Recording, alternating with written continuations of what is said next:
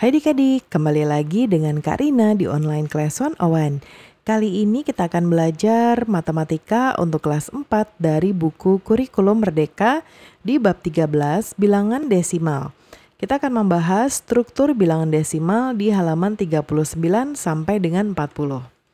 Yuk di-subscribe dulu, klik loncengnya, like dan share juga ya. Dan boleh juga di-subscribe channel Kak Rina yang lain untuk belajar bahasa Inggris di Learning Language Academy. Dan follow IG-nya juga di @onlineclass101.id.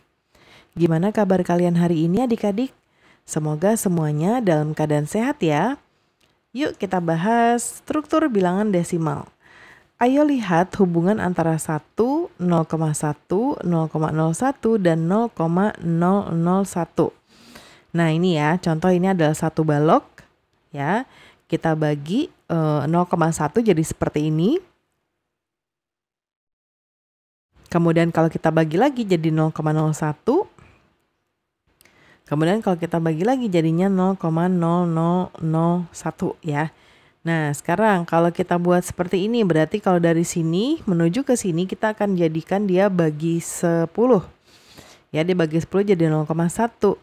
Lalu kalau dibagi 10 lagi dari 0,1 dia akan jadi 0, ini sebenarnya 0,0 ya. 0,01. Terus kalau kita bagi lagi jadi kita bagi 1/10 lagi atau kita bagi 10 jadinya 0,001 ya. Nah, sama halnya 1 itu kita bagi dengan 100 jadinya langsung ke sini. Ya 0,01. Terus kalau 1 kita bagi 1000 jadinya 0,001 ya. Nah, ayo selidiki nilai tempat pada bilangan 2386. Nah, 2000 itu kan ada di kelompok satuan ya. Terus kalau ini koma nih maksudnya ya. Terus kalau yang 3 itu adalah di kelompok 2-an, 0,1-an ya. Ini jadi ada 3. 8 kelompok 0,1-an, lalu yang ini ada 6 kelompok 0,01-an ya. Nah, nilai tempat bilangan desimal mulai tempat pertama ke kanan dari tanda koma desimal. Nah, tempat-tempat tersebut adalah sebagai berikut. Ada tempat per 10 ya. Terus tempat per 100-an dan ada juga tempat per 1000-an. Nah, contohnya gini. Jadi 2 tadi itu tempat satuan ya. Terus ini adalah titik desimalnya untuk komanya. Angka 3-nya ini adalah per 10-an. Kita sebut per 10-an. Angka 8-nya adalah per 100-an dan 6-nya adalah per 1000-an. Nah, bilangan desimal dinyatakan dengan penyajian tempat-tempatnya dengan 10 kali atau per 10 dari nilai-nilai tempat pada bilangan aslinya. Ayo selidiki bilangan 3254.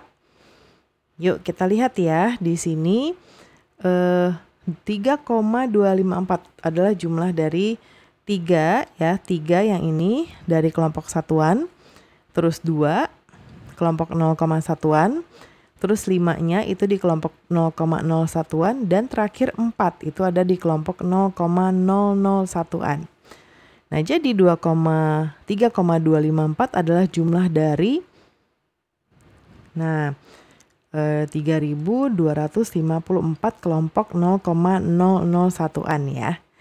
Kemudian berikutnya, susunlah bilangan berikut dengan urutan menurun ya, dari yang mengecil berarti kita mulai dari 5. Ini ya. Kemudian setelah itu 0. Setelah itu 0,5, lalu 0,05, dan 0,005. Berapa 10 kali 0,39? Nah, seperti ini. 0,039 ya. Kita kali 10 berarti dia mundur. Komanya mundur. Nih, jadinya ada di sini. Ya, atau kalau kita mau buat seperti ini, dia mundur ke sini ya. 9-nya jadi ke sini, 3-nya jadi ke sini, 0-nya jadi ke sini. Ini sebenarnya ke sini, tapi 00, itu enggak. Jadi ini enggak dibaca ya. Kemudian berapa 1/10 dari 0,58? Nah, kalau 1/10 kita pindahnya ke kanan. Nah, ini tanda titiknya adalah koma. 0-nya pindah ke sini, 5-nya pindah ke sini, 8-nya pindah ke sini. Gitu caranya ya. Nah, karena ini jadi koma, ini harus kita tambah 0. 0,058. Setiap bilangan dikalikan dengan 0 akan berpindah ke tempat yang lebih besar berikutnya. Dan 1/10 dari setiap bilangan akan berpindah ke tempat lebih kecil berikutnya. Kita latihan ya. Ayo menulis bilangan yang merupakan jumlah dari 7 kelompok satuan, 3 kelompok 0,1-an, dan 5 kelompok 0,001-an. Berapa banyak kelompok 0,001-an yang membentuk bilangan itu? Kita lihat dulu, 7 kelompok satuan berarti ini 7. Nomor 1 ya, 7. Terus 3 kelompok 0,1-an berarti 0,3. 5 kelompok berarti 0,005. Nah ini kita kalau kita tambahkan ya ini 7,305 ya.